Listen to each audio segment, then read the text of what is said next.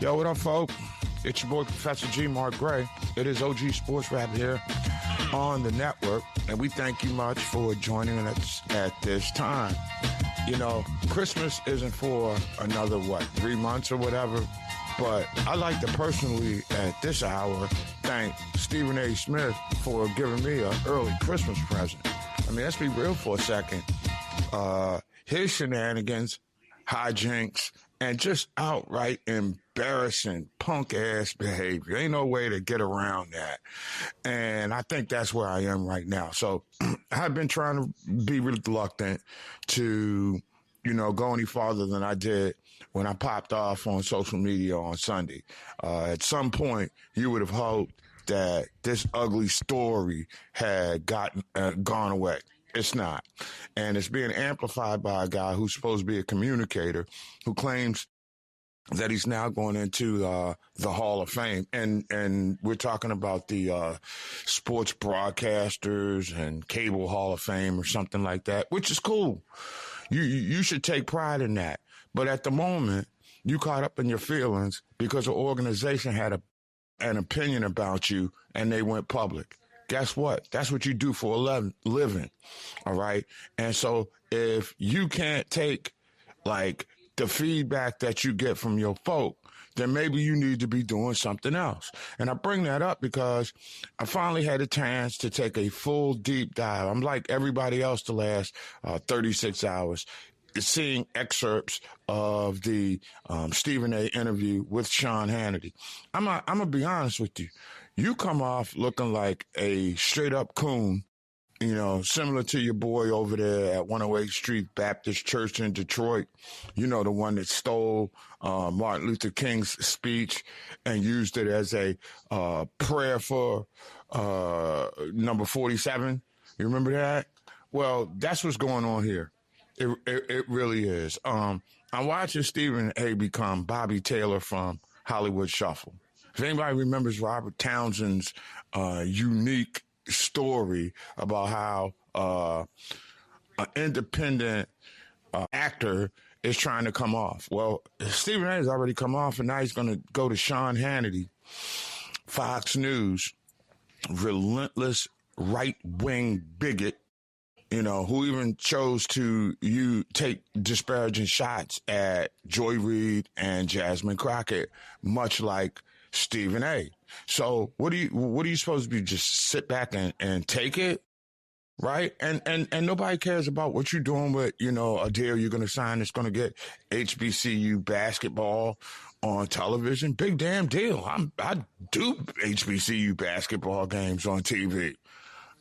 So that's bull fertilizer. We're an FCC station, and I can't go straight up rogue with it. But when you just hear somebody berate an organization because they didn't massage his shoulders, pat him on the backside, and make him feel good about the way he's been comporting himself on the air. And look, the media business is never about what you've done.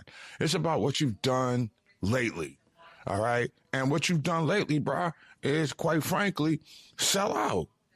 And the Fox move was the last straw with Sean Hannity, a jackass who needs his ass whipped. And I'm up for that challenge. I really am. Sean Hannity has been a jerk since he worked in Atlanta. I've seen him, security guards have to damn near throw him out of the old Fulton County Stadium because he thought he was somebody, and he wasn't crap.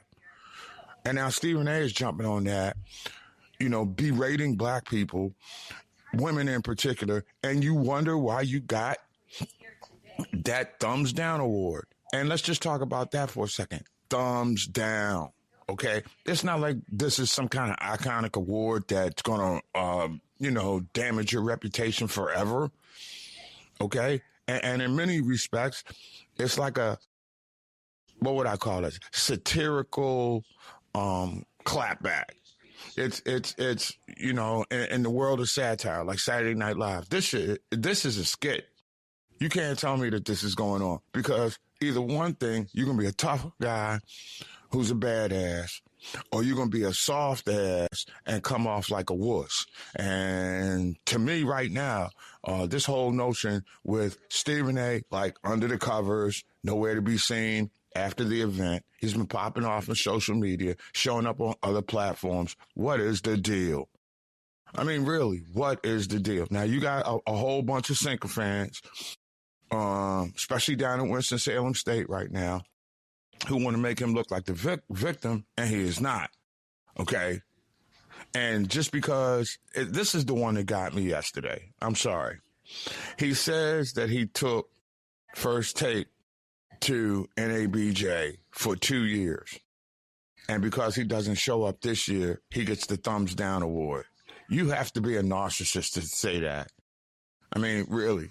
People can't have a beef with you because of how you say things as opposed to what you're saying.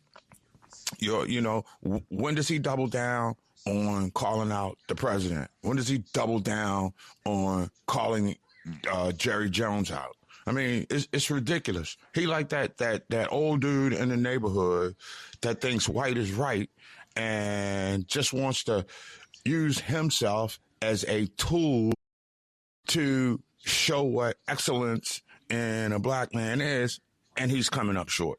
You can be professionally successful. You can be independently wealthy. You can be passing money around like it's a business card to all kinds of organizations. But when you don't stand for anything, it's hollow. And I think we can come to a realization now that Stephen A. stands for nothing but himself. And when you continue to double down, you continue to escalate, you continue to hide in your man's cave, there's a problem. And the clown ass comments about being raised by women when you relentlessly take shots at them, particularly those who are black. I can't recall a time where Stephen A. has said anything about Laura Ingraham, Nancy Mace, what's that other girl, the other blonde chick who is just overtly racist. All right, I can't. You've never once come out and defended the people who look like you that are working in this business, right? And I don't know, you have to really be on some narcissistic stuff when you take it personally because an organization doesn't, shower you with rose petals, give you a red carpet, treat you like you're the greatest thing ever, which you are not. Okay? You make it in this time, in this era, where you can be, demonstratively bombastic, especially when you're shaming your people. And look, this whole thumbs down thing is just with his professional peers. I wonder if you gave that same type of passion and you asked the athletes what they think about him now. I wonder when because he rolls in the NBA locker room, I'm pretty sure he gets a side eye. I'm pretty sure these days there are more haters, certainly in the association. I mean, let's be real for a second. I mean, Jaylen Brown, Draymond Green, two intelligent brothers have no use for him. LeBron James, who is that dude on and off the floor, he doesn't mess with him like that. And their entourages around those people have kind of canceled Stephen A. on his own. See, what he doesn't realize is that NABJ called him out publicly, whereas the pro athletes are doing it somewhat privately with their podcasts, with their, personal media outlets. And people are quick to tell them to shut up and mind their business and play basketball when somebody ought to tell Stephen A., shut up, mind your business, and stop trying to be a provocateur of social issues. All right? And one thing you got to be able to deal with, if you say something that you deem to be true and it's unpopular, you got to double down. And he has. And it doesn't look good. And you can't tell me right now that this is not a bad look for advertisers. And they got to fix this. They got to fix it. And it'll be interesting to see. Now, this is a powerful media entity. Okay? He is. Make no mistake about it. But, you know, to whom much is given, much is required. And he's coming up short. All right? And we can all admit that right now. You know, I tried to turn away from it, but the Sean Hannity thing just did it for me. Sean Hannity doesn't give a damn about black people. Sean Hannity is a devout right-wing jackass who has made millions on incendiary remarks directed at women and people of color. And for Stephen A. to go on that platform and look for some kind of sanctuary just speaks volumes about where he is right now. I'm sorry, man. It is what it is. Once I got a chance to look at the venom and vitriol that he allowed Sean Hannity to take towards black women and people in the journalism community, all right? I'd like to give Sean Hannity a damn award. Notorious Asshole of the Year, right? Of a lifetime. I mean, he would be a Hall of Famer in that category. So it's just crazy to me, man. It is absolutely crazy how you got a guy that's sitting on top of the world that has everything and creates a scenario for himself to where he looks like, you know, he's a victim when in truth, he's a culprit. He's a culprit. I mean, when you leave people who are unhinged and you give them a platform like that, then it is what it is. Right? It's just craziness. It is absolute absurdity. And I just can't get it. And I don't feel bad for him. You know, if the fall from grace is quicker than it was, then your rise to the top. Sometimes you got to look at people and whatever happens to them, happens to them. And remember that. Remember this. It doesn't matter. It really doesn't matter what happens in terms of, you know, the outcome from, you know, the thumbs down award. What are you going to do? You're going to go after NABJ sponsors? I'm just trying to figure that one out. I mean, I think it's pathetically disgraceful and very embarrassing for him, number one, and all the 10, you know, places that he works.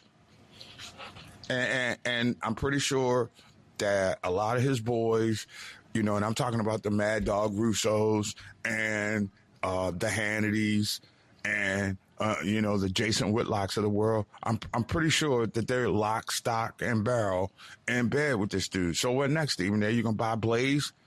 Take over from Glenn Beck? I mean, come on, dude. Really?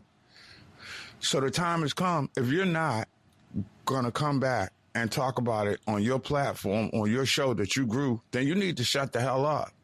Going on Sean Hannity as a black man looking for a sanctuary? Damn.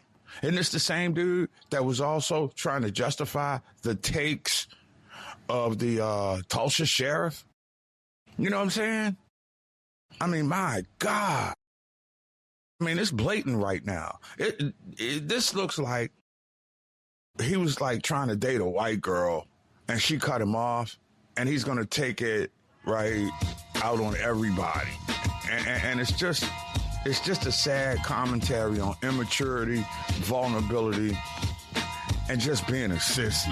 And I think right now, SAS stands for sissy ass sucker. That would be Stephen A. It is your boy, Professor G. Mark Gray. It's OG Sports Rap on the network. He's the gift that keeps on giving. Download our mobile app, Sports Rap Network. We all we got. In the throes of a Major League Baseball postseason race, Ice has reared its ugly head against the San Diego Padres. Don't they have better work to do than to, you know, mess around with people who just don't happen to have their papers with them at the time? I mean, we're talking about a professional here that works for an American entity, and they're going out like this? Come on, man. If there ain't deflection going on in this country from shady ass shenanigans going on, I don't know what is. I'm Professor G. Mark Gray. It's OG Sports Rap on the network. Thanks for hanging out with us. I just want my sports back. And I'm getting a little sick and freaking tired of sports being impacted by nonsensical ice stuff. And there is a former Venezuelan baseball player who works for the San Diego Padres who was basically detained by U.S. immigration officers after arriving in Texas on a work trip for the club. Just think about that for a second. Oswaldo Perella, he's a catching coach in the San Diego Padres minor league system. He's now in a detention center in El Paso, Texas, according to reports from Associated Press, who had access to the federal records. Padres have said in a statement the team was aware of Perella's arrest and is trying to gather more details. Okay, what the hell's going on here? Well, see, this is the thing that gets me. Okay, you got people who are contributing to the society over here, and they're being caught up because we got an administration that has to put basically butts in seats as it relates to jails. And that's all we do. We've got a quota system on human beings right now. And this is ridiculous. And you can't tell me that doesn't have shockwaves throughout the organization. I mean, heck, you got so many great players.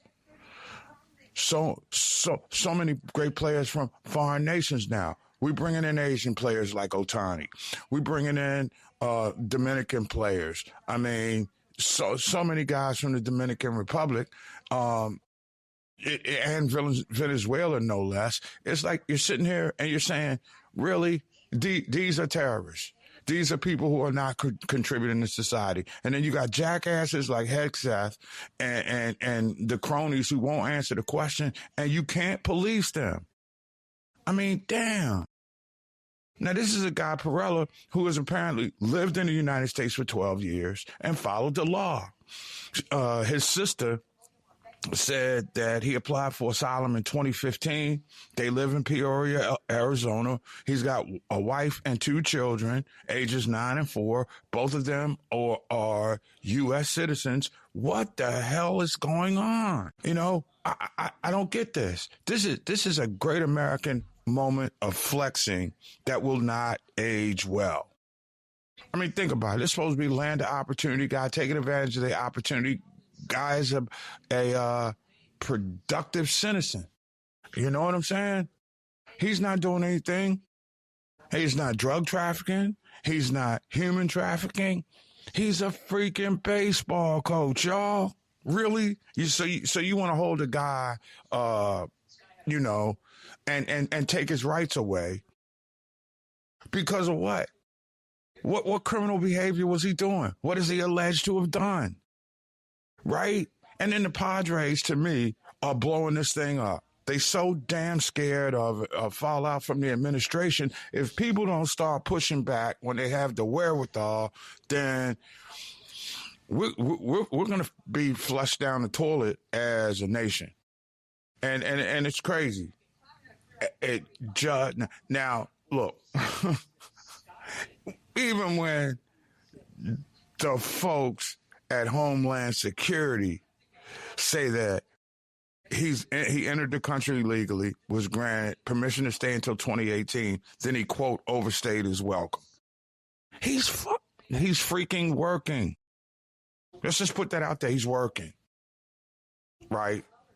And again, this is a dude, came over, had a brief career in the Texas Rangers organization, and is giving back to the game as a coach. We can't have that now in this country? Wow. So you got to be white, Anglo-Saxon, Protestant, Catholic in order to be somebody who can make a productive contribution to society as a baseball coach. We're not talking about a terrorist. We're not talking about somebody that's got a syndicate of nefarious behaviors. Come on, man. It just don't make no sense. And here we are. We're supposed to be talking about baseball and the games people play. And right now, this is a story that's hovering over the game. You can't turn your back on this. You can't tell me that there's not going to be some trickle down and nerves from foreign players. Hell, I will say this about Tony Clark before he lost his mind and got popped as Major League Baseball Players Association president. He made it a point to let those guys know that they're supposed to always have their papers with them. And now they're going to say he wore out his welcome? Wow, really? I mean, this is where we're at now, you know. You got to make sure your kids, you know, if you ain't born in America, you can get shipped. And this is the sinister nation of what's going on now. I mean, if you're a spiritual person, you know that the market is going to correct. It will come back. It will come back, and it will sweep everything back into place. I believe that. And I wouldn't want to be around the reign of terror that's going to face certain people who have been just this. This is just heinous. This is just despicable. It's like, okay, we don't want you coloreds around at all. We want to make America the great Anglo-Saxon Protestant state. If that's the case, give us all $1 million and let us find a spot so you can have America to yourself. Give me $1 million. I bet you I can find a place to stay overseas if you really want to make America the land of the free and the home of the Anglos. I'm sorry, man. And I don't want this to get into a political conversation or anything like that, but damn, man. You're gonna put a baseball coach, a guy who's going. What kind of terrorism is that? What kind of danger is that to the country? None. Unbelievable. I mean, it is really, really, really unbelievable to see that that's where we are right now. You know, and like his sister said, quote, since he arrived in this country, the only thing he's done is follow the rules of this country and do things properly. Now he's in jail. Now you got all kinds of corruption and stuff that's going on, you know, with the billionaires, the pedophilia. But none of those old, wrinkled, Bammers, none of them have ever been brought up on. That whole crew of Trump perverts. Right? And now we got baseball, a guy who and baseball is supposed to be America's national pastime. Owners and teams have found that they can find cheaper labor in other places. What are we going to say? The pipeline of baseball talent is no longer welcome in the United States? Hey, here's a newsflash, guys. It may be America's national pastime, but it's a better game when you got Hispanic players in it. Sorry. Baseball ain't the same without the Vlad Guerreros of the world. All right? Let's just be clear about that. And now, Fernando Tatis, another person that you love watching playing baseball. And this has got to stop. And to me, the only people that have the pushback that can stop this are freaking billionaire owners. But they are scared of this dude. There's a reason that y'all have locked him out from owning a franchise. Because you knew he was going to bring the whole league down. But you're going to let him bring the league down in another way. Come on, man. I mean, for real. And yeah, I am a baseball guy, and this sickens to me to my core. It really, really does. Because I shouldn't be talking about, politics and sports. That they can't even get that done in Washington. Come on, man. It's really sick. It really, really is. When do the owners have the balls to step up and collectively challenge a system that's breaking their teams down? Just think about it. Who's to say that there's a player that, and we've all done it. We've all left, say, a wallet or something, and you got to go back to the hotel room to pick it up. You might have left a key, whatever. And on your way, once you realize you don't have your papers, you picked up by an ICE agent, and your life is basically held in the balance. I mean, and let's be real for a second. the conditions in these places are awful. They're not feeding these dudes. They don't have proper ventilation. You got to wonder about the sanitation of those places. They simply do not care. It is like, you're a person of color. We don't care what you're doing. You got to get out. And until you get out, we're going to make sure that the Tom Holmans of the world, who have all these, factories that they're converting into basically concentration camps. That's what's going on here. And baseball and all the, and I'm shocked that we haven't seen anything happen to any hockey players yet. But be honest with you, they are mostly white guys from Europe that America is comfortable with. But when you start dealing with people of color and you want them out, you will find ways to put them out by any means necessary. And that's what's going on here. So the okie doke ain't flying with me. And again, we got tremendous baseball races that are going on right now. We'll talk more about them in just a little bit. But the fact remains that America's national pastime, baseball, okay? Remember George Bush throwing out the first pitch of the World Series after 9/11, right?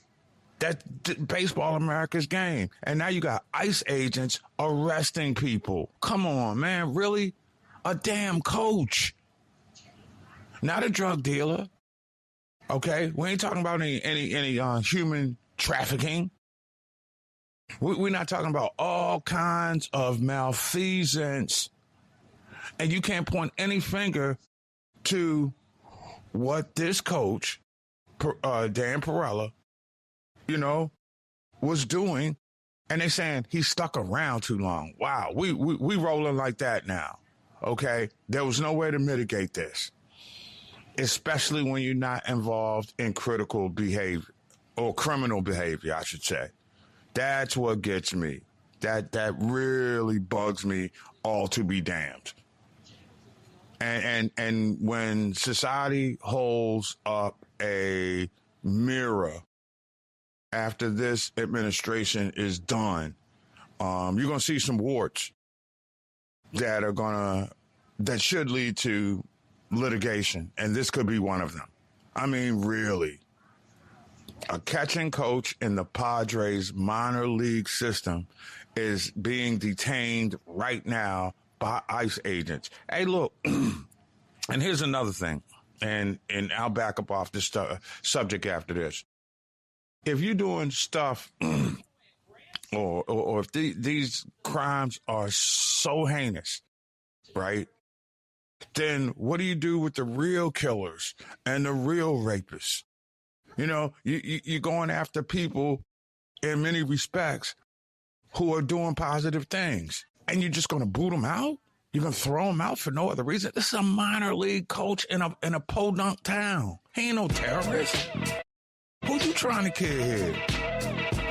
Enough already. Seriously. But this country's going to answer for it somehow, some way. I just firmly believe that there's going to be some kind of divine intervention, and I just hope we survive it. Anyway, it is your boy, Professor G. It's OG Sports Rap on the network. Remember, download the mobile app, Sports Rap Network. We all we got.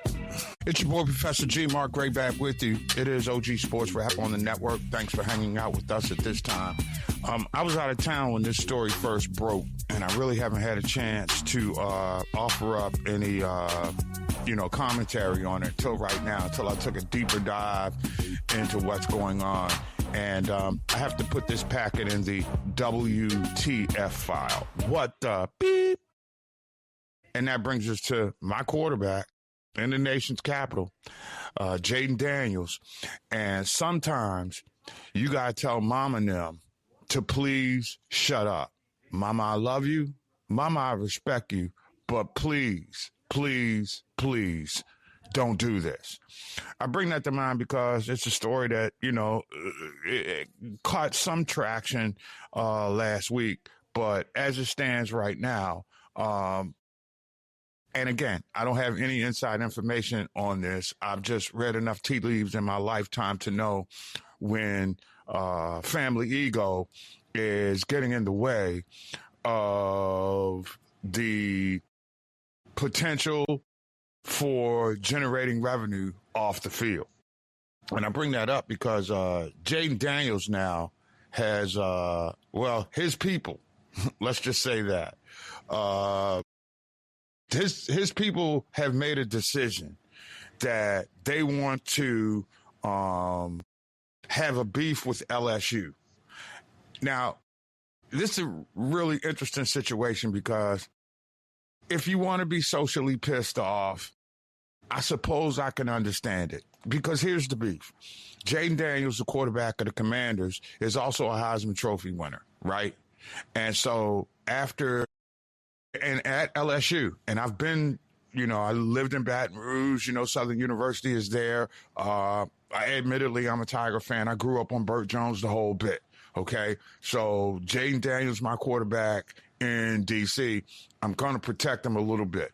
But there is a backlash between Team Jaden and LSU, which kind of erupted after JD's legal team sent a cease and desist letter to LSU demanding that the university stop using his name, image, and likeness. Where have we heard that before? NIL, right? So this legal threat triggered by LSU's decision to assign his Heisman Trophy winning number 5 jersey to a sophomore cornerback named DJ Pickett. Okay, let's just stop it right there. This just shows you how tone deaf Lane Kiffin is. Okay, this could have been mitigated by, Lane Kiffin understanding, look, it's bigger than a check. We got a tradition that we got to protect around here.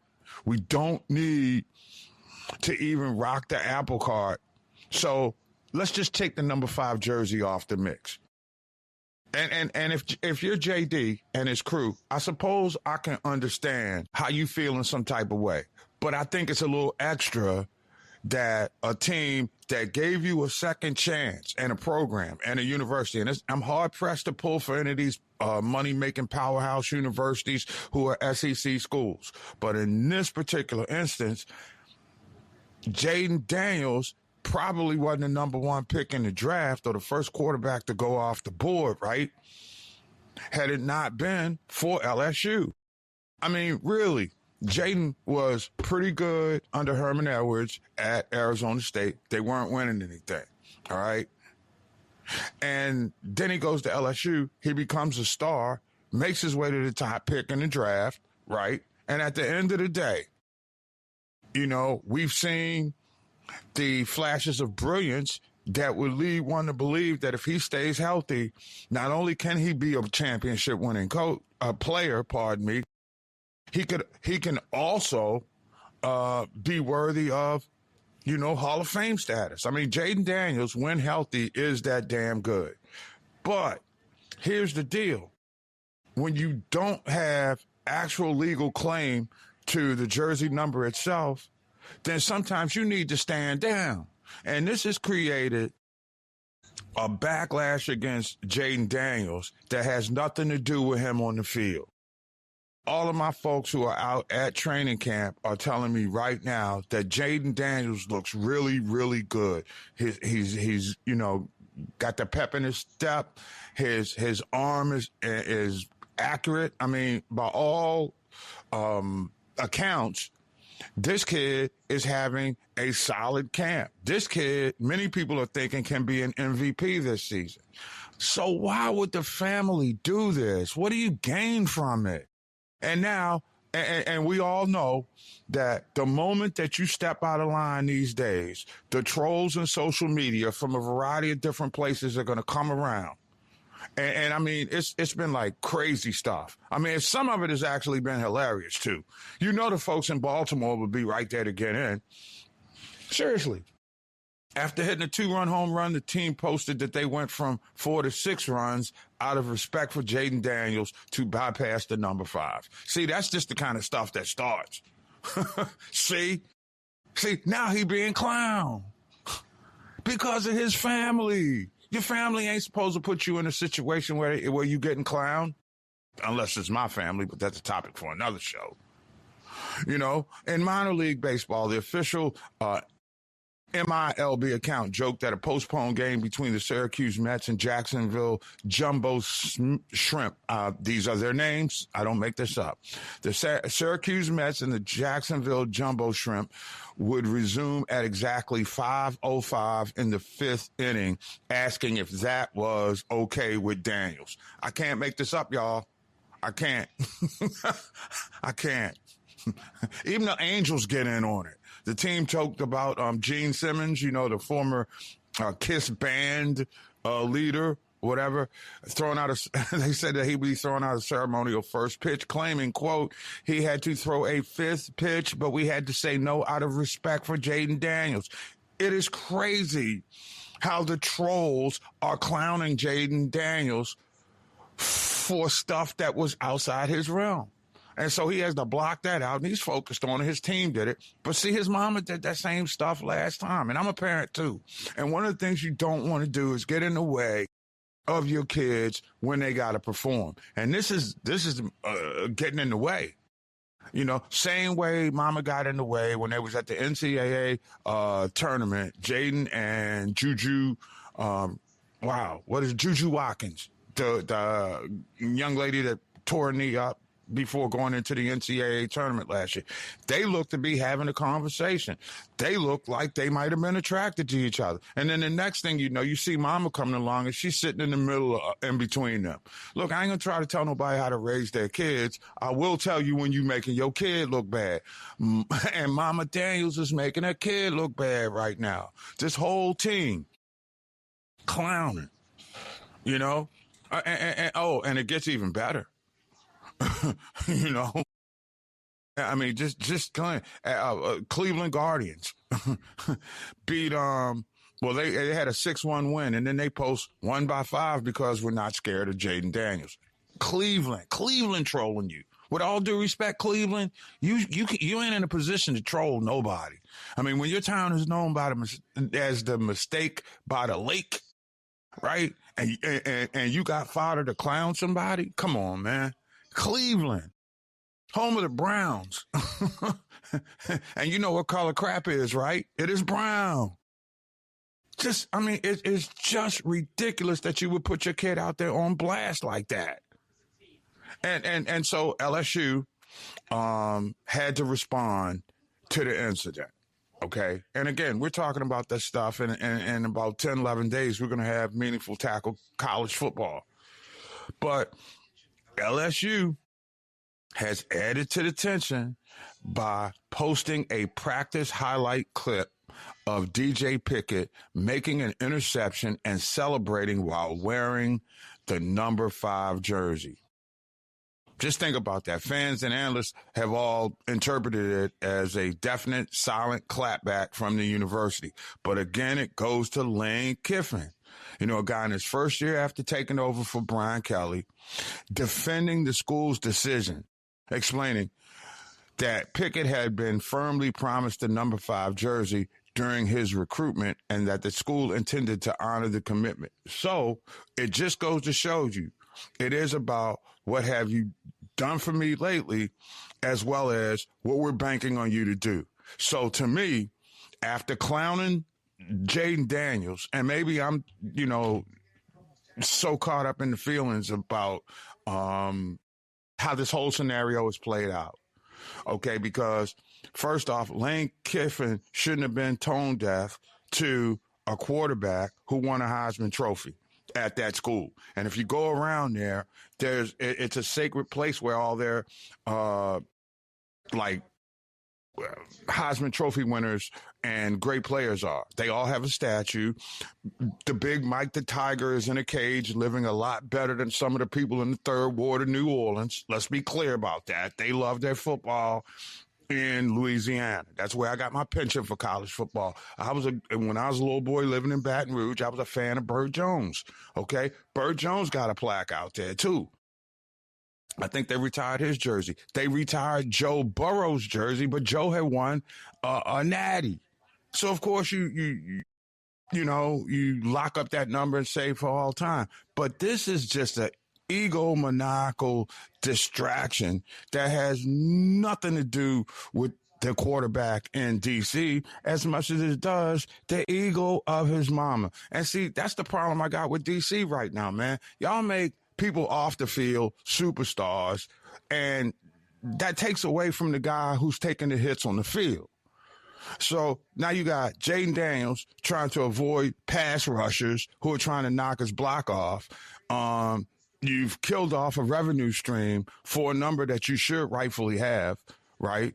I get where he's coming from. I wouldn't want some incoming freshman to have my number and I'm a Heisman Trophy winner. But you got to remember, man, the difference between Joe Burrow and Jaden Daniels is Joe Burrow won the Natty. Jaden Daniels was 10-3, okay? So if the school says, we're not ready to retire that jersey, they're well within their right. But for the parents to put out some kind of cease and desist order like that's his number, ignorant. That's what that is. That's ignorant. My elders used to talk about how you smelling yourself when you get a certain age. And every once in a while, when you smelling yourself, you get knocked down.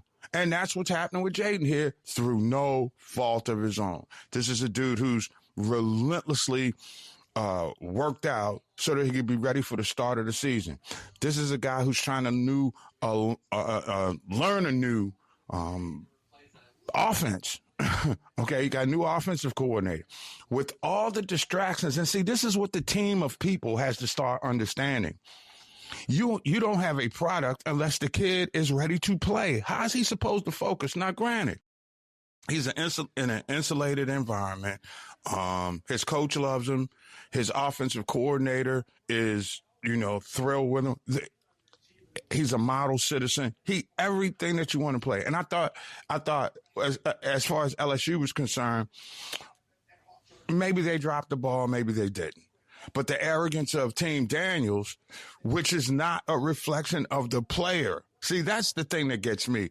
This is a family-oriented distraction.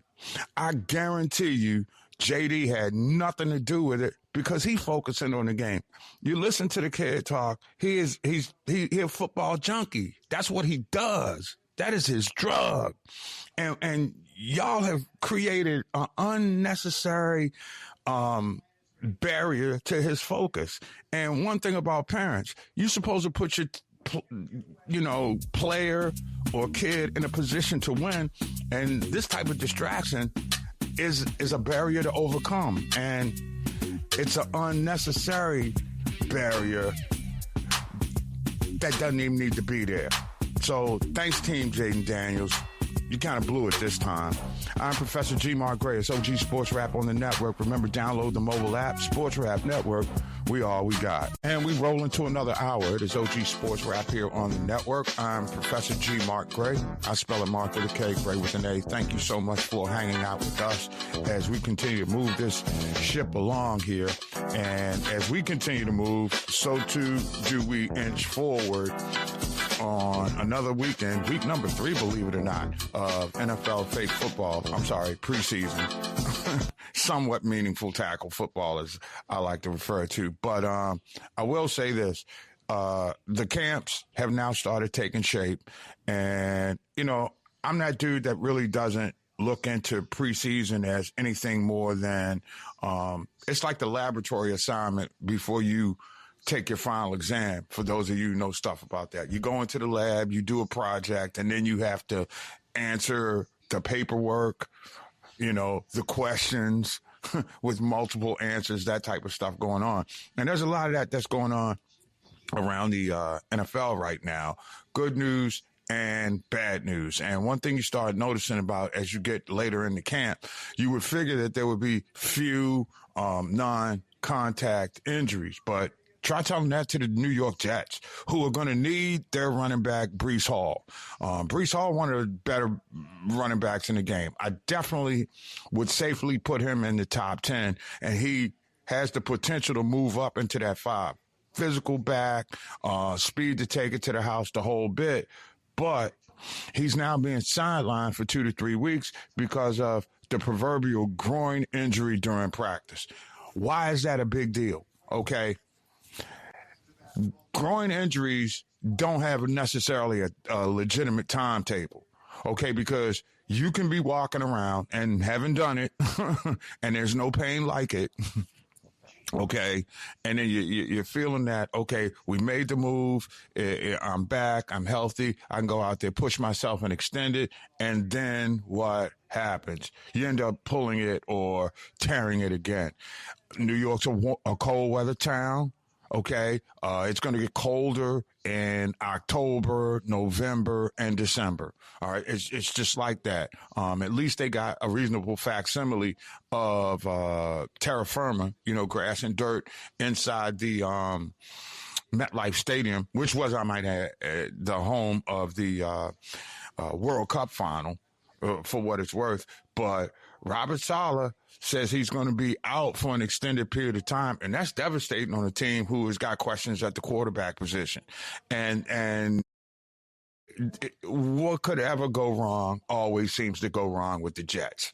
Okay, whenever the Jets are playing the field, you take the field. I mean, I'm serious. The Jets just find ways to fail. I don't know if they're practicing on burial grounds or something like that offend the sports gods or whatever. But that's a devastating blow to a team that needs him to establish their balance on offense. There's another one, here's one of Josh Allen's weapons, Keon Coleman, the wide receiver for the Bills. Well, he was seen yesterday wearing a walking boot. It's been diagnosed with a sprained toe or foot. He's out of training camp. And remember, there's a new offensive system that is going on in Buffalo. Hey, overrate the Buffalo Bills at your peril. I'm just going to put it to you like that. Because to me, I'm that dude I've heard enough about Josh Allen and the hot wife that was in the big movie last year. Enough already. Win a damn playoff game. Get to the freaking Super Bowl, all right? Because as much as people say Josh Allen, the kid in San Diego whose name escapes me right now, Justin Herbert, look, it's time for them to step up, okay? Period, point blank, end of sentence. Both those quarterbacks have got to step up, all right? And you can't step up unless, remember, they lost Stephon Diggs. Stephon Diggs is now in D.C. Keon Coleman has to be a target, and he's hurt. And now they've got a new stadium out there that has, at the very least, gotten mixed reviews. Okay, and you don't have a full roster. I just don't understand why the people in Western New York have been put in a position where they have to live a annual hell, right? This is it. They need Keon Coleman. Keon is going to stretch the secondary. Plus, he's a physical receiver across the middle. Come on, man. What is the deal? Again, these are big-time injuries. Now, I shouldn't even talk about this because we all know that Mitch Trubisky, if he's playing in Tennessee, right, and Cam Ward ain't the guy, then they're done. Mitch Trubisky is terrible. Okay, enough of that already. It was a wonderful story at North Carolina. He went from Mitch to Mitchell, and now he's back to Mitch again. And where he needs to be is outside the league. Maybe he could go back and be quarterback coach at Carolina for Bill Belichick, because we all know that that's a train that's clearly off the track in Chapel Hill. That's where we at, though, right now. A matter of fact, in looking through the notes earlier today, I was like, damn, Mitch Trubisky is still in the league? Does he have pictures of somebody? Was he too with Diana Rossini? Hey-oh. Wow. Unbelievable. And then if you're Arizona, another team that just seems to be cursed, okay? They got an offensive lineman, Chase Besantis, who's a second-round pick.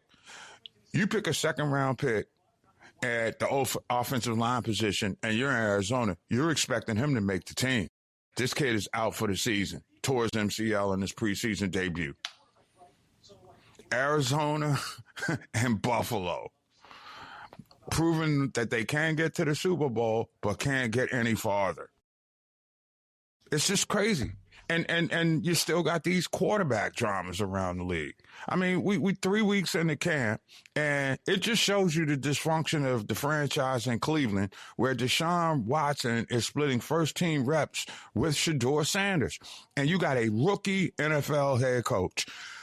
Again, having watched Todd Monken as the offensive coordinator in Baltimore leads me to believe, and it's Cleveland just saying, well, we're going to take somebody from Baltimore and we're going to beat them. Not with Todd Monken. Okay? I thought he was overwhelmed as an NFL play caller, much less the coach of a team. I don't get it. I really don't. And again, here's a dude that's getting so frustrated that he's going to call practice off because, hey, look, it's a new system for both Deshaun Watson and Shedeur Sanders, period. Okay? That's just how it is. And you're implementing a new system. The coach is getting frustrated, okay, ending a practice early after errors and defenders is crossing the line. It happens. And this dude, again, sorry, Cleveland, I think you got a snowball's chance of making a move in a division right now that's up for grabs. You can't favor Baltimore in that division anymore. The best team in that division may be Cincinnati because they have the best quarterback. No, hey, look, sorry, Lamar Jackson fan. Joe Burrow's a better quarterback. All right. He's gotten his team to the Super Bowl. He's won playoff games. The trick is keeping him healthy. Lamar Jackson stays healthy and they still don't win the big game. And everybody in Baltimore still, making excuses for him. I'm sorry. Lamar Jackson has had his time, y'all. He really has. It's time to crap or get off the pot. Seriously. And if I'm Baltimore, and people hate me for saying this, if I'm Baltimore, I got my eye on next year's draft and a potential replacement. And I also got my eye on stopgap, backup quarterback or something who may give you some reps. But Baltimore guy, to me, has to develop a mindset of now or never for Lamar Jackson. That would define, and I will say this, it will divide people in Baltimore. It will. And it's strictly along demographic lines. At some point, when you got Lamar Jackson skills, you got to step up in postseason. He has not done that. And my comparison is, say what you want about Joe Flacco. When the money was on the line, Flacco was big. And he remember, he brought him back in Denver in the AFC Championship game, in a game that was all but lost, right? Had that one big downfield pass to, I believe it was, I'm not going to even comment. I forgot who made the catch. I don't know if it was Torrey Smith or the receiver who died, whose name escapes me right now. But whatever the case is, Flacco made big plays and big moments and played big in big games. Lamar Jackson has not played well in big moments and has not won the big game. And at some point, sorry, Raven fan, it comes down to, what have you done for me lately? And in the case of Lamar Jackson, it has been underachieved in the playoffs. Say what you want. I don't care. Maybe I'm a hater, but I'm not. I'm not. You've had enough time to do it. And all this smile and all this bravado that you keep seeing, certainly on local TV, because I'm right in between the D.C. and Baltimore markets, so I can see both, right? The deification of Lamar for a guy who's never won anything just overwhelms me. It really does. I think it's one of the great travesties in sports by a fan base where you laud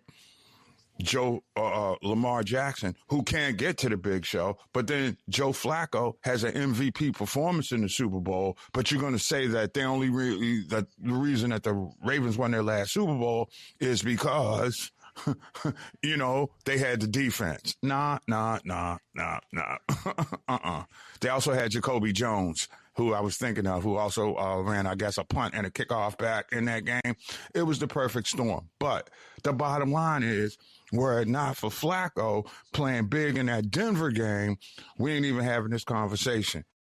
Right. But Flacco stepped up. So to me, the most polarizing figure going into this NFL season right now has to be Lamar Jackson, because there is now a floating notion, and I haven't any chance, any opportunity to take a deeper dive into it, but there is a notion that perhaps over the next 5-6 years, the Ravens are sold. There's a thought or a rumor around that Steve Bisciotti might look at, moving the team, getting out of the NFL, taking his profit and keeping it moving, especially in this new era of potentially worldwide global football. Just crazy. I mean, it's bananas. And I feel really bad. Well, the Raiders know where they're going with their quarterback position. You start Kirk Cousins. If he keeps you in contention for the first half of the season, then you keep Fernando Mendoza and bubble wrap. Okay? That's what you'll do. However, I think they take the bubble wrap off sooner rather than later. To me, Kirk Cousins is a quarterback that can't give you a whole season anymore. I mean, he's just older now. I mean, there are times where your arm gets dead. He can't make the throws that he used to. He's pretty accurate on the intermediate stuff, but you need to go deep in the NFL, and I don't think that Cousins has a deep ball arm anymore. Sorry. And then the Falcons, I just don't think they have a quarterback. I mean, it's an open competition down in the ATL between Tua Tagovailoa and Michael Penix Jr. The defense did get better when they got Zadarius Smith from the Ravens, but the bottom line is Atlanta has two quarterbacks and really doesn't have one. Sorry, it is what it is. And I think the Penix draft is going to be one of the worst drafts in the history of that franchise. That's just how it is. Anyway, I'm Professor G, Mark Gray. It is OG Sports Rap on the network. Remember, download the mobile app, Sports Rap Network. Why? We all we got. It is OG Sports Rap. I'm Professor G, Mark Gray, as we take a deeper dive into what's going on in the world of Major League Baseball. I know football grabbing headlines, an obnoxious broadcaster still caught up in his feelings, but I got to go to D.C. right now and look at C.J. Abrams and understand why he's upset. But I also understand what the team did. And the Nationals, who were flirting a couple of weeks ago with being in the National League's wild card hunt, and still at 6.5 games back, they do have a plausible opportunity to make the postseason. But I'll have to tell you, when you get moved from shortstop to second base, it feels kind of dissed. And one thing I will say about C.J. Abrams, and I was the guy that said on local TV here several years back when he first came up, when you look at C.J. Abrams, the player, and he's still, I think he's still growing into his body. And the move to second base may work out for him as he fills out. But if you're playing in the middle infield, there's a big difference between playing second base and shortstop.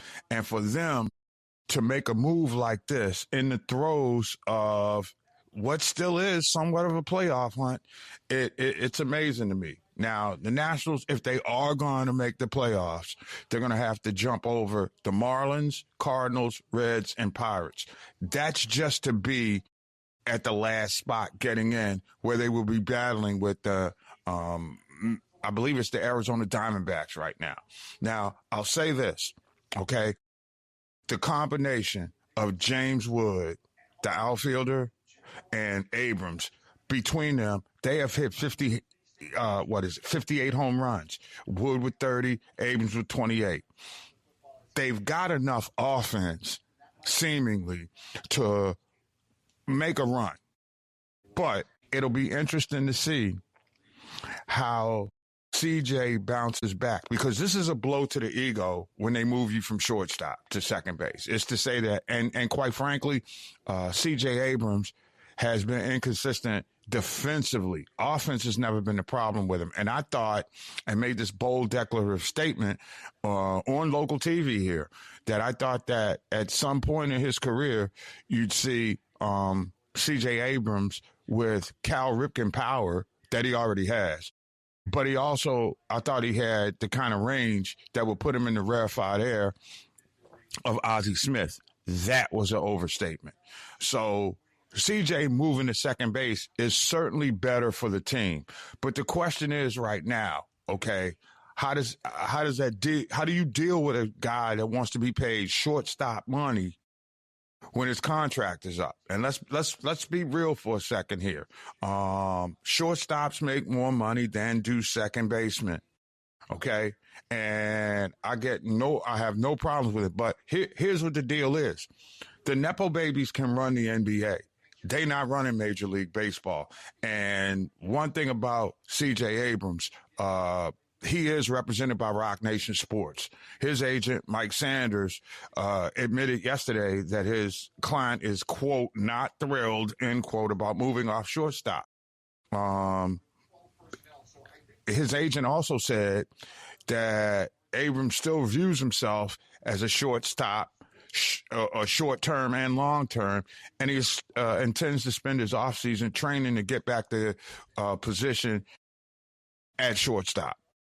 Now, again, they're framing it, and this is what I like about the way that this Rock Nation non-drawn-out controversy, if you will. Okay? But they couldn't have played it any better by saying he wants to be a team-first player. All right, cool. To help the Nationals win games. Now, the Nats are saying that they completely expect and respect Abrams' frustrations. They also say that they know the shortstop has been the foundational anchor of his baseball identity through his entire life. But here's the deal. When you got a Nasim Nunez, who's a better defensive player, and remember, you sacrifice offense a little bit at the shortstop spot. Up the middle, really. You'll sacrifice offense at catcher, second base, short, and in many cases, center field. You have to have great defense in the center of your line, in the center of the field. If you are bad up the middle. And when I say up the middle, it starts with the catcher and the ability to handle the pitchers. Okay? Knowing when the challenge now has become a thing. Okay? So, but you get Nasim Nunez, and Nunez is, I mean, you look at him at the shortstop position and you compare him to C.J. Abrams. When you get caught up in the power, you love Abrams. When you put the glove on, Nunez is overall a raw defensive talent. He's played limited time at shortstop, but when you start taking a deeper dive into the metrics, he was unbelievable at second base. Now, again, the Nationals front office said they view Nunez as a glove-first infielder. That means we don't really care what you do offensively. Make all the routine plays and help us make several inning-ending spectacular plays, and we're good. So he can put pretty much focus on being shortstop defensively, understanding he's going to hit low in the lineup, and there won't be a great deal of expectations to him. But for CJ, it's simple. Work hard to be the best shortstop that you can be during the offseason. They got the instructional leagues that are still going on, and you can play and work on to get better because CJ has to get better. His range is there, but his accuracy throwing sometimes is not. That's one of the big things I know. I mean, it's crazy. And so when you compare, and they got stats for everything in baseball, y'all. I mean, you start taking deeper dives into defense now. They got analytics, okay? So basically, whatever it means, the fielding range, which is out above average, Nunez in the 87th percentile of all positions. When you talk about sprint speed, okay, the dude is in the 98th percentile. So he can run. Okay. He can go from, I guess, first to third or around the bag in less than 30 seconds. All right. This is a guy who has a big time arm, you know, fourth amongst all players. So when you just look at the metrics and look at where the Nationals are right now, this is almost like advanced spring training with playoff ramifications. And so the flip of Abrams to second and Nunez at short has got to work defensively. It's not about offense. I don't think CJ will go into a slump by moving to second base. You don't expect the kind of offensive productivity that you were getting from C.J. Abrams. There's a reason that C.J. Abrams was an all-star at shortstop. Make no mistake about that. Okay, remember, we must be mindful that the two Nats that represented them in the All-Star game were James Wood, who's all-world, and C.J. Abrams, who I think has all-world talent.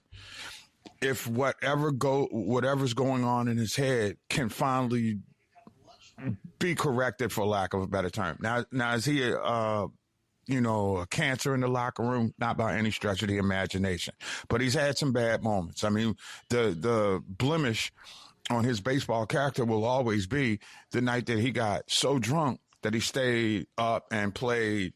What was it? Poker?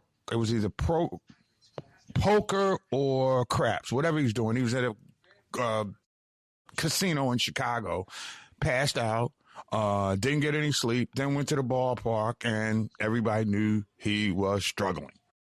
That's it. So those are the kind of things that CJ has to work through. You recognize the talent, but there are little things, idiosyncrasies, that you got to work on. And you know what it is? Look, these kids ain't even 30 years old yet. Still wet behind their ears. Still got mama's milk on their breath. All right, let's just be understanding here. And when you're in that baseball environment and you're young, you sort of have to mature quicker. And some people mature quicker on the diamond than they do with their character. And I think that maybe, just maybe, after the incident in Chicago, and now CJ had finally found a happy space, but he wasn't making enough of the big plays, particularly deep in the hole and going up the middle. And those are spots where Nunez seems to be better. So in a move that in a lot of places will not resonate as a big, big move towards helping a team make a playoff run, I think this is it. And I'm going to tell you why. Offense does sell tickets. Chicks do dig the long ball, right? But it's defense and pitching that wins championships in baseball. And your pitching staff gets better when you have a solid up-the-middle defense. You got a catcher that's handling the pitcher. You got second base and shortstop handling the double play. And your center fielder has to be the air traffic controller, in the outfield. It's simple. Now, I'll say this. This is a frugal move by Washington. Okay? Let's just put it all out there for what it is. Okay? This is a smart, shrewd, savvy move, especially at this point in the season when you're knocking on September's door. 6.5 seems to be a big, big number when you're trying to track somebody down to get the final spot in the National League.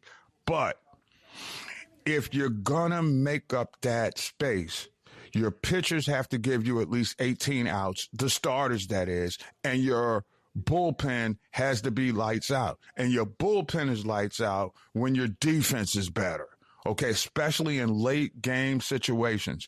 So as one who was, and I mean, this is the team that, I mean, you know, I do cover the Orioles and Nationals for MLB Bro, situated right in between them.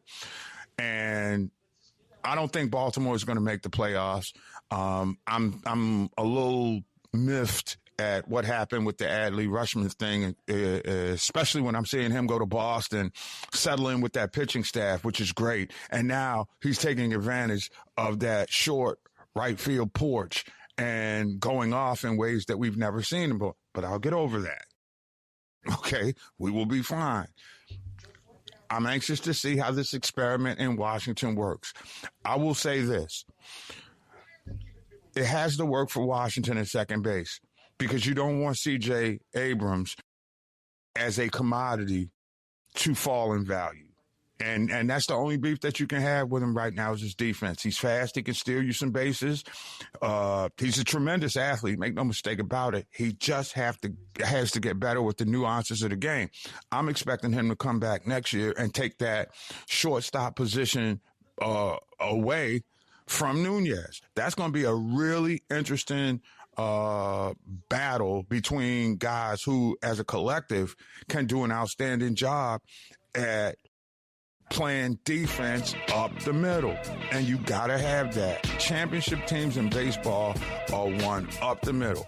Catcher, second base, shortstop, center field. That's it. You got to be on point in those areas. And maybe this is something for Washington that will work out for them. As we tag up and get set for home, coming back on the other side, it is your boy, Professor G, Mark Gray. It's OG Sports Rap on the network. Download the mobile app, Sports Rap Network. We all we got.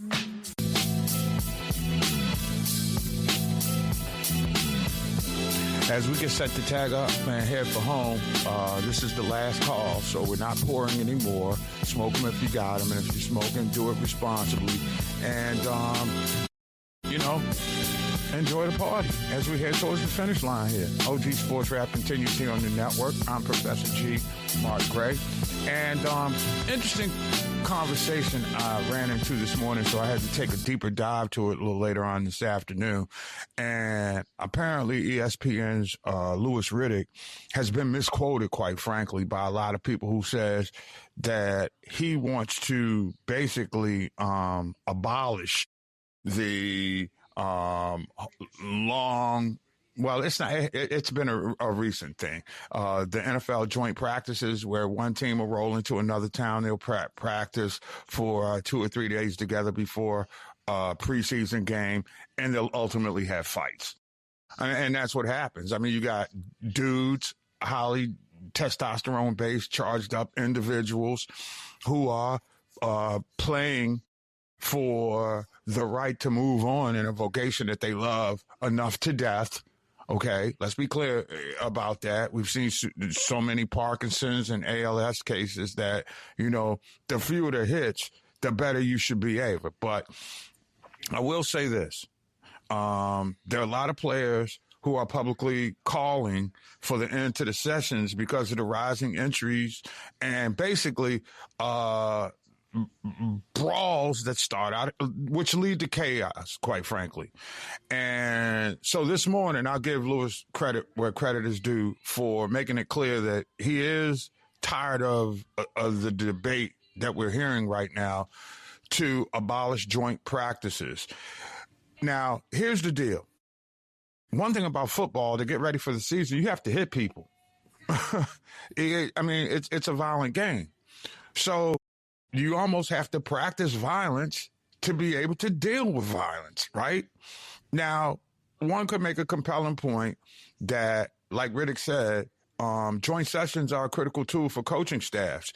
It's like the only environment where starters can go 100% speed against complex, unfamiliar schemes from another team, and you don't have the rigid limitations of a 3-play preseason game series. All right, you got to hit hard.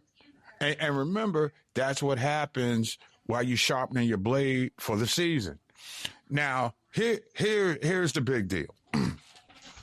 The problem is the discipline of the players. Okay, that's what it is. It's not the format. So instead of canceling practices, it would make some sense that, you have those talks when you get a job. You have a HR group. And what the HR group does is they sit you down and explain you the do's and don'ts and the proper policies of the company that you're working with and how you're supposed to comport yourself when you are in a professional environment. Hey, look, we look at training camp as a bunch of dudes in football pants, in hot weather, playing a sport, a game. The training camp field is your office, okay? You can't be getting into fights in your office.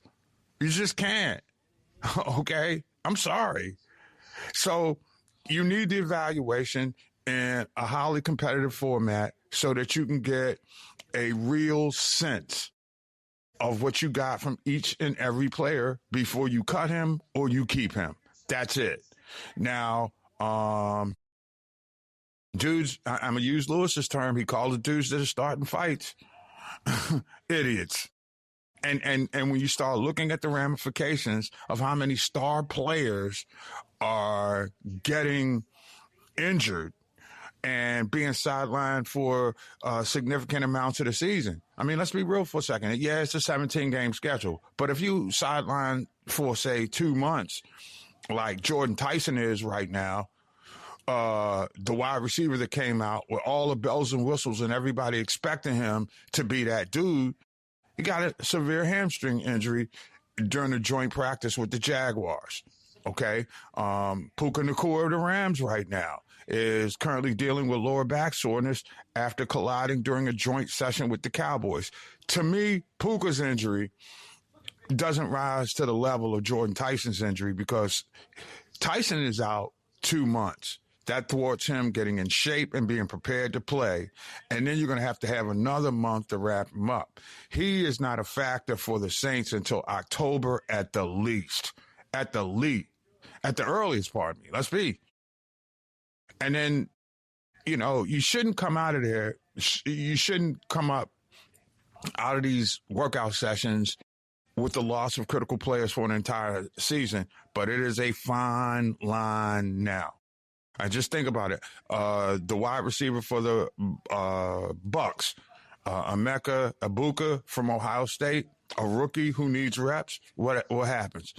He's got basically a toe sprain, turf toe. Turf toe is the worst thing ever. But guess what? You got to play through it. And it is what it is. Now, look, here's the deal. Guys have to hit in order to be ready to be hit.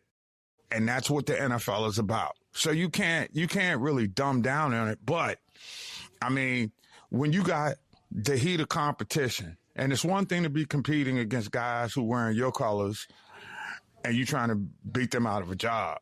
It's another thing to have another team on the other side.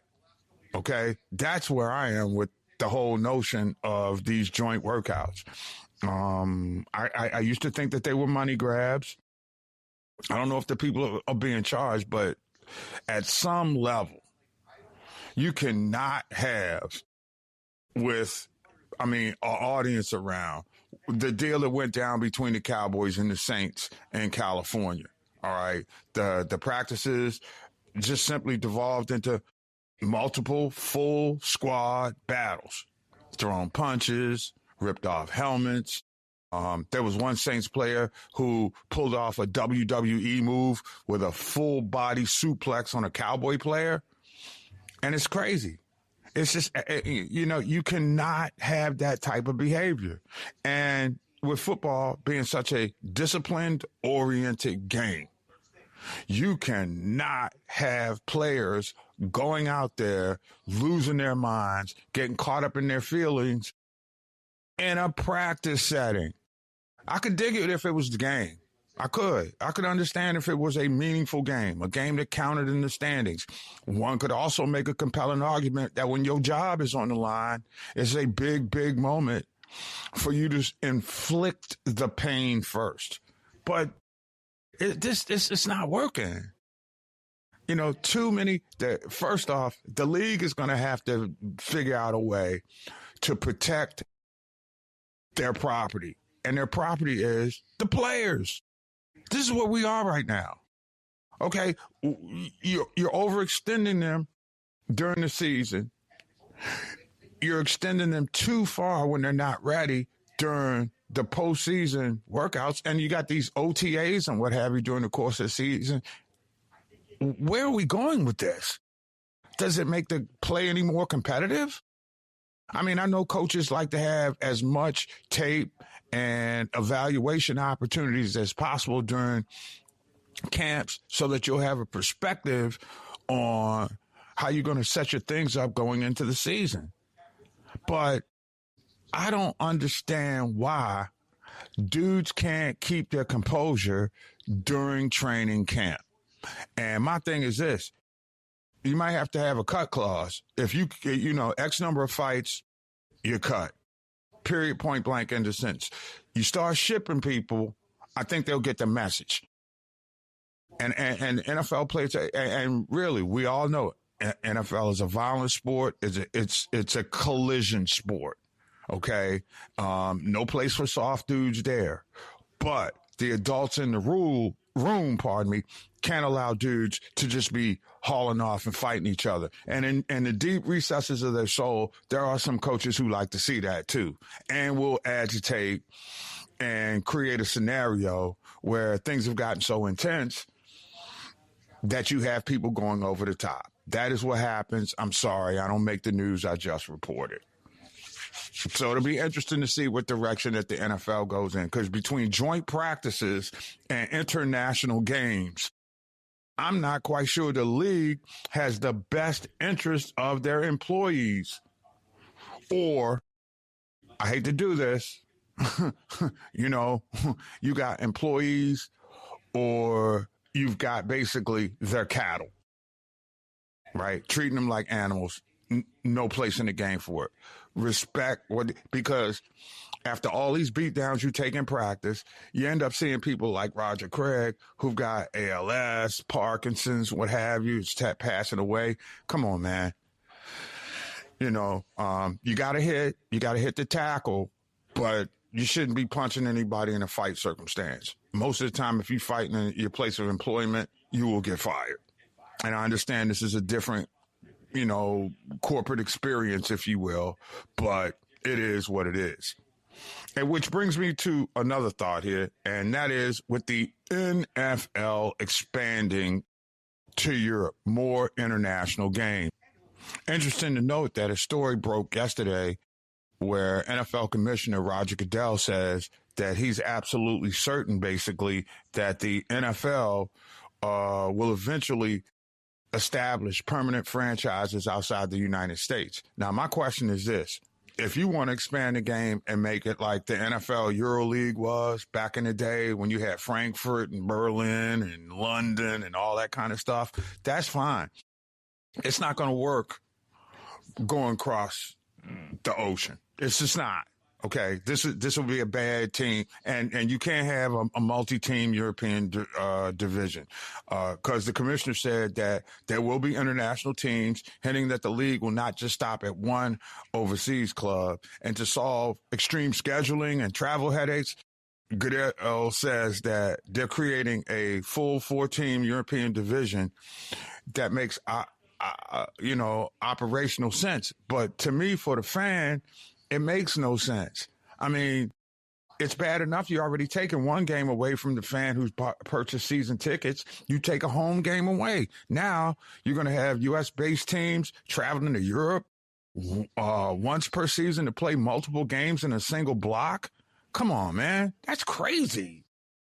And it's bad enough this year. You got 9 regular season games outside the United States. London, Munich, Madrid, Rio, Mexico City, Paris, and Australia. The hell are we going to Australia for, y'all? Really? I mean, do we not give a damn about the fact that despite these guys being superheroes, freaks of nature who do ridiculous things, but last I checked, they all human beings. Look, if you're going to play an NFL league, forget a European division. Get 8 teams and have 2 European divisions and call that the NFL Europe again. Because this notion of just the fans aren't figured into this nonsense, right? Their travel, if you're trying to create a scenario where you got American football having a league run by the NFL in another country, I get all that. But the notion of how the hell are we going to take a team from, say, Seattle to play in London and expect those guys to be back and healthy by the end of the week when they have to host, say, Denver coming to town on that Sunday? It's ridiculous. It's one thing to be a capitalist. It's another thing to be greedy, right? And this whole notion of European division, to me, of many of the innovative things that Roger Goodell does, I'm not down with this one.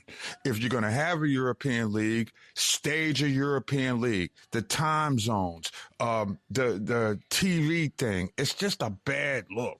I'm all for as much football as you can get, but I want it to be gotten here in the States and not on the other side of the world. And that's going to do it for me, Professor G. Mark Gray. It's OG Sports Rap on the network. The bar is now closed. Remember, if you're thinking about placing a bet and you're under the influence, don't do it. All right? Call 1-800-GAMBLER and get the advice you need so that you don't dip into the college fund or the mortgage. Till 22 hours goes by, I'm Professor G. I got to say goodbye. It's OG Sports Rap on the network. Download the mobile app, Sports Rap Network. We all we got.